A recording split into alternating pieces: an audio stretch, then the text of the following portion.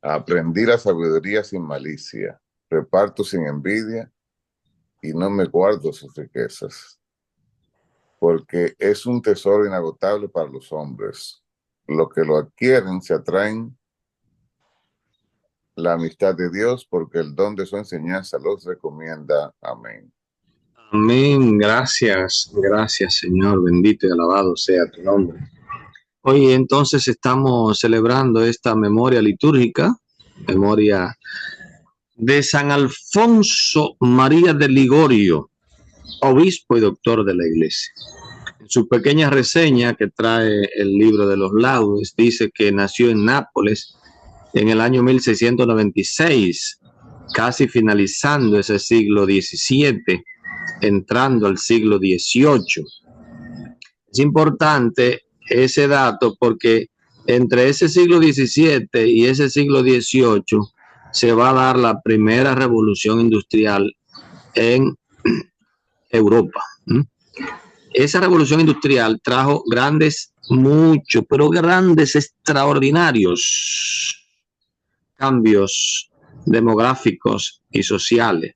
Fíjense que este hombre va a durar casi un siglo, 93 años. Eso es mucho en esa época, un hombre de una longevidad. No, 91, más exacto. Y en esos 91 pues se da toda esta idea.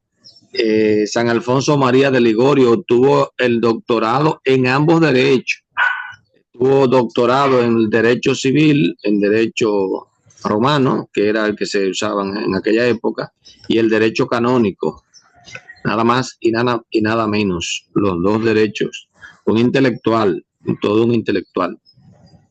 Fue ordenado sacerdote e instituyó la congregación llamada del Santísimo Redentor, un fundador de órdenes religiosas, un fundador.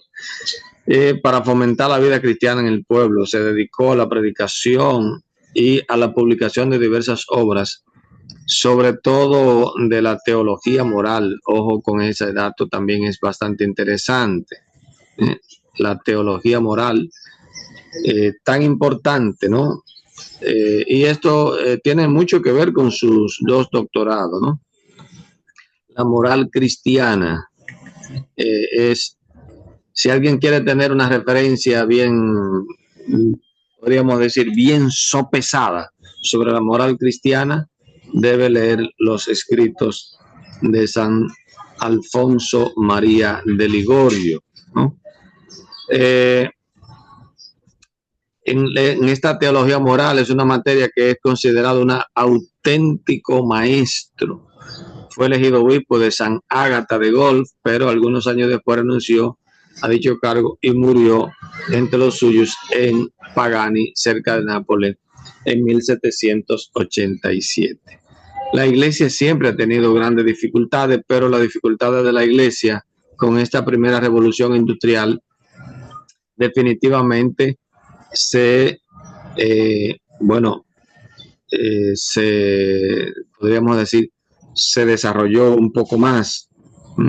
Ya para 1893, unos años después de la muerte de San Alfonso María de Ligorio, se escribió la primera encíclica de corte de la doctrina social de la Iglesia, que tiene que responder a la doctrina, a toda esta revolución industrial, la Rerum Novarum, ¿okay? La Rerum Novarum. Esa revolución industrial que comenzó a principios del siglo XVIII, cuando llega el siglo XIX, exige una respuesta de la Iglesia y se le da al final del siglo XIX con la encíclica de León XIII, Rerum Novarum.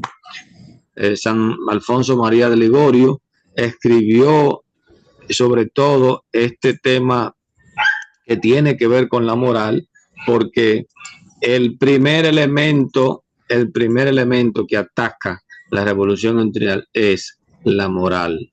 De manera que en San Alfonso María de Ligorio hay ya un principio de respuesta a esta primera revolución industrial.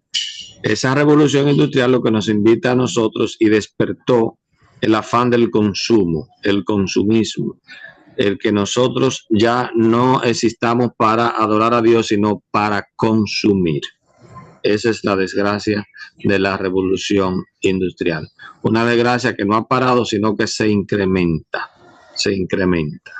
Que Dios nos haya confesado, como decía el mismo San Alfonso María de Ligorio. Que el Señor nos vaya también llenando a nosotros del Espíritu Santo. Amén.